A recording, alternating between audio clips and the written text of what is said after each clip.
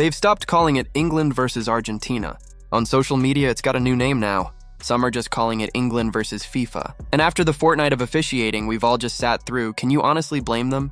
On Wednesday night in Atlanta, the most suspiciously fortunate team in this entire tournament runs headfirst into the one opponent that might be far too big to quietly script around.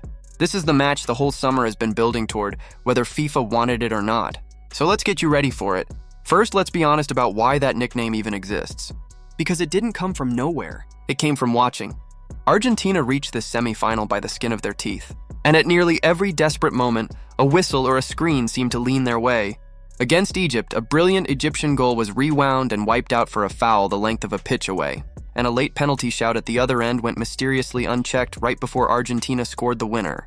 Egypt were so angry that they filed a formal complaint with FIFA. Then against Switzerland, with the game slipping away and the Swiss having just equalized, a VAR review reached in and turned an Argentine yellow card into a Swiss red, flipping the entire match on its head. Even Argentina's own coach, Lionel Scaloni, admitted it afterward. Luck was on our side today. That's the reality. Go back further. And Messi himself escaped without a card for a studs-up stamp on Algeria's captain that many said was a straight red. One after another, every 50-50 landing on the same side. That's the pattern. That's where Argentina vs. FIFA was born. And here's the theory that's now taking over the internet, the one this whole video has to deal with. The suggestion is that FIFA wants Messi in the final. That a governing body expecting to bank nearly $9 billion from this tournament, run by a president who so adores Messi that he invited his Inter Miami club to the Club World Cup despite them not even qualifying, has a rooting interest in the greatest player of all time, reaching one last showpiece in what is surely his final World Cup. Nobody's produced a smoking gun. But when you stack the officiating pattern on top of the money and the obvious affection, a lot of people have stopped believing in coincidence and started believing in a script. Which is exactly why Wednesday is FIFA's worst nightmare dressed up as a football match. Because up to now, that script, real or imagined, has played out against Cape Verde, against Egypt, against Switzerland. Wonderful, plucky teams, but teams the casual world wasn't glued to. Now the opponent is England, a giant, a founding nation of the sport with more than 15,000 traveling fans already in the country and the undivided attention of the entire planet. If a soft red card or a phantom offside or a generous penalty tilts this particular game Argentina's way, there's nowhere to hide it. It won't be a footnote in a match half the audience skipped. It will be the England semi-final, dissected frame by frame in slow motion by a global audience that is already primed, already suspicious, already waiting with the screenshots ready. The pattern has become so visible that the semi-final itself has turned into a referendum on FIFA's integrity. Every single whistle on Wednesday is going to be questioned like evidence in a trial. So what are we actually watching for? If the script is real, here's how it tends to show up. Because we've seen the whole playbook already this tournament. Watch for an England goal getting chalked off for an offside, so microscopic only a chip in the ball can find it. Watch for a soft second yellow that reduces England to 10 men at the exact moment they take control. Watch for a generous penalty at one end or a stonewall one waved away at the other, followed by a suspiciously quick Argentina breakup field. None of that would be new. Every one of those things has already happened to somebody in this competition. So if you see it again on Wednesday, you'll know precisely why the whole internet erupts at once. But now, let's take this seriously because the lazy version of this story is a fairy tale of pure good against pure evil. And that's not what this is. Let me give you the other side properly. First, England are hardly innocent victims here because they got the rub of the green just to reach this stage. In their quarterfinal, Jude Bellingham's equalizer against Norway came moments after the ball appeared to clip an overhead camera cable. A contact that, had it been spotted, should have stopped play entirely. FIFA's chip said no touch. The goal stood and Norway went home fuming. Tuchel himself looked at his team's performance and said flatly, "We were lucky today." So England have ridden their own controversy into this semi-final. This is not a spotless hero marching in to slay a cheat. Second, and this matters, every single Argentina decision people are furious about was, by the actual letter of the law, defensible. Embolo really did dive. The Egypt foul really was a foul under the rules, however far away it happened. Technically correct but deeply unfair is not the same thing as rigged. And third, the villain narrative is partly a distortion of distance. Roger Bennett, who was physically inside the stadium for the Egypt game, described the experience as the most profound I have had in an American stadium. Near religious, joyous with strangers hugging and Messi sobbing. On television, it looked like villainy, In the flesh, it looked like magic. The truth is that this is far more likely FIFA's chronic incompetence and inconsistency, plus a genuine institutional crush on the Messi story, than some literal plot to fix the scoreline. There is no proof of a fix. There is only a governing body that has torched its own credibility so thoroughly that it no longer gets the benefit of the doubt on anything. And here's the part that should genuinely excite you, because it's the reason the script might not even matter. England are really, really good, and they are more than capable of winning this on pure football. No favors required. Thomas Tuchel has become only the fourth manager in history to take England to a World Cup semifinal after Alf Ramsey, Bobby Robson, and Gareth Southgate. And he's done it with a side built around two of the form players of the entire tournament. Harry Kane and Jude Bellingham are both sitting on 6 goals through 6 games. A tally bettered among the surviving teams only by Messi and Kylian Mbappe. And it's not just the numbers, it's the shape of the thing. Kane drops deep off the front to pull defenders out and knit the play together, dragging Argentina's backline into decisions it doesn't want to make. Then England hit them with rotating pace on the flanks. Bukayo Saka, Anthony Gordon, Noni Madueke, Marcus Rashford, Eberechi Eze. Fresh legs recycled every game. And through the middle comes Bellingham, arriving late into the box like a missile. It is almost a custom-built machine for exploiting the exact weakness Argentina have shown all tournament long. Because make no mistake, this Argentina team is beatable. And it's beatable in obvious ways. Their defense has been sliced open by everyone. Cape Verde carved them up. Egypt scored a goal of the tournament contender against them. Switzerland found the spaces behind their backline over and over. Scaloni has openly admitted his side can barely string 5 or 6 passes together right now. They give up leads for fun, and they are exhausted, having been dragged into extra time twice and a last-gasp escape act once 3 brutal knockout marathons in a row, while their 39-year-old talisman runs on fumes. Messi failed to score against Switzerland. The first time in 10 World Cup matches he's drawn a blank. If England press that tired, leaky defense with their energy and their pace, they can win this outright, cleanly, and shove the entire Argentina narrative back down FIFA's throat. And yet, you would be a fool to write Argentina off. And here's why. This is the most experienced, most ice-cold team left in the competition. When a match is hanging by a thread, nothing phases them. They have lost their fluency and kept on winning anyway because they possess the 2 things you cannot coach and cannot buy: Lionel Messi and a squad that can conjure a moment out of absolutely nothing. Julian Alvarez's 25-yard howitzer against Switzerland.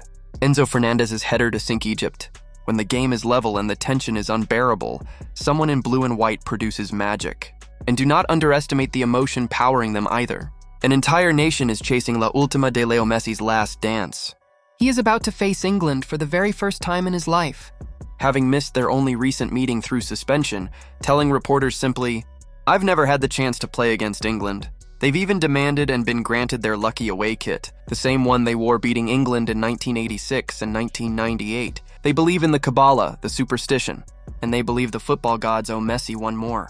Never bet against that. Tactically, this is going to come down to a few enormous individual duels, and they're worth thinking about now, so you know where to look on Wednesday. The obvious one: who stops Messi? He's no longer the box-to-box menace of a decade ago, drifting and conserving energy, but he remains the most dangerous player alive in the final third. And England's midfield and fullbacks will have to decide whether to man-mark him or trust their shape. Give him a yard and he'll punish it. Then there's the mirror problem for Argentina. How on earth do they handle the Kane and Bellingham axis with a defense this stretched and this tired? If Argentina drop deep to protect that fragile backline, they hand England the ball and the territory England want. If they push up to squeeze the game, they leave the exact gaps behind them that Bellingham lives in. There's no comfortable answer, which is precisely why England fancy this. And in the engine room, England's legs against Argentina's experience is the whole match in miniature. Can Argentina's savvy, streetwise midfielders slow the game to their tempo, or will England's energy simply run them into the Atlanta ground? There's a subplot in the England camp too, and it's worth watching because it could either galvanize them or crack them. After the Norway game, Tuchel publicly slammed his own team's display and called them lucky. And Bellingham, the 2-goal hero, did not take it well, firing back a withering line, questioning whether his coach even knows what it's like to play against opponents like Haaland and Odegaard. A pointed dig at Tuchel's short playing career. It's the kind of tension that either forges a team in the fire or quietly poisons the dressing room at the worst possible moment. Tuchel will need to smooth it over before Wednesday, because a fractured England walking into this cauldron is exactly what Argentina would order. So what's the actual prediction? Here's my honest read. If this is 11 against 11 and the officiating stays out of it, England have a genuine, maybe even better than even chance. They're fresher, they're in form, and the matchup suits them almost perfectly against a defense on its last legs. On pure merit, I'd lean slightly England, but Argentina have Messi. They have the composure, and they have a way of finding the result, no matter how ragged they look. Whether by brilliance or, as their critics would hiss, by a friendly whistle. The single biggest question mark hanging over the whole thing isn't tactical. It's whether the game will be allowed to be decided on the grass at all. And that right there is what makes this the most anticipated and most controversial match of the entire World Cup. Remember too, what's actually waiting for the winner. Whoever comes through Atlanta books a place in the final at MetLife on July 19th against either France or Spain, the two most complete sides left in the tournament, who face off in their own semifinal the day before. For England, this is the door to their first World Cup final since they won the whole thing in 1966. The moment an entire nation has ached for across 60 years of near misses and heartbreak. For Argentina, it's one more step toward letting Messi walk off into the sunset as a back-to-back world champion. A send-off that would cement him beyond any argument as the greatest of all time. The stakes could not be higher for either side, which only sharpens every one of those looming refereeing questions. A controversial call doesn't just decide a game here, it decides which of two footballing superpowers gets a shot at immortality and which one flies. Home with a lifetime of what? If. That is the pressure sitting on the shoulders of whoever FIFA appoints to referee this, and you can bet they feel it. And we've barely mentioned that even without the FIFA subplot, this would still be colossal because the history between these two is soaked in drama. This is the 6th time England and Argentina have met at a World Cup, but the first ever at the semi-final stage, and their first meeting of any kind in over 2 decades. This is the rivalry of the robbery of the century in 1966, when Argentina's captain Antonio Ratin was sent off at Wembley and refused to leave the pitch. A man whose death at 89 was announced on Saturday, hours before this very Argentina side took the field in black armbands. It's the rivalry of 1986, of Maradona at the Azteca. The hand of God and the goal of the century in the same afternoon, 4 years after the Falklands War gave it all a darker edge. Maradona later wrote of that handball that he preferred it to the brilliant goal because it was a bit like stealing the wallet of the English. It's the rivalry of Beckham's red card in 1998 and his redemption penalty in 2002. There is nearly 6 decades of enmity stitched into this fixture. And on Wednesday, it gets its biggest chapter yet, with a place in the World Cup final at stake. And you cannot separate this rivalry from the shadow of the Falklands, or Las Malvinas, as Argentina calls them.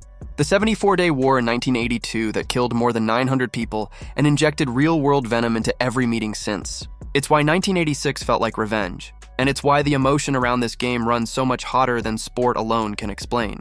It's already bubbling.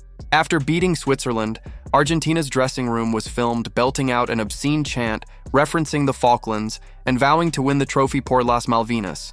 Por la última de Leo. Their fans have spent the whole tournament singing, El que no salta es inglés. He who doesn't jump is an Englishman. More than 15,000 England supporters are already in the States, many staying on. And there have been minor scuffles with Argentine fans on Miami's South Beach, with authorities in Georgia bracing for flashpoints in the days before kickoff. To understand why Argentina play the way they do, the mix of dazzling skill and cynical edge that drives their opponents mad, the journalist Jonathan Wilson once put it perfectly, describing their football as of the streets, where you learn to look after yourself because there's no teacher with a whistle. That is the soul of this team, and it's about to collide with English fury on the grandest stage. So here is where we've landed, and why you need to clear your Wednesday. Either England are good enough and crucially big enough to break the script clean in half, to beat Argentina so decisively that no whistle could rescue them, or the whole planet watches the pattern survive one more round against the most watched opponent of all, and the accusations against FIFA go completely nuclear. There is no quiet outcome here. Kickoff is 3 Oz Eastern in Atlanta, and one way or another, this is the game this entire tournament has been daring us to watch. Do you think England break the curse? Or does the magic and maybe a little help drag Argentina to one more final? Lock in your prediction below before kickoff, and I'll see you right back here after full time to break down every single decision frame by frame.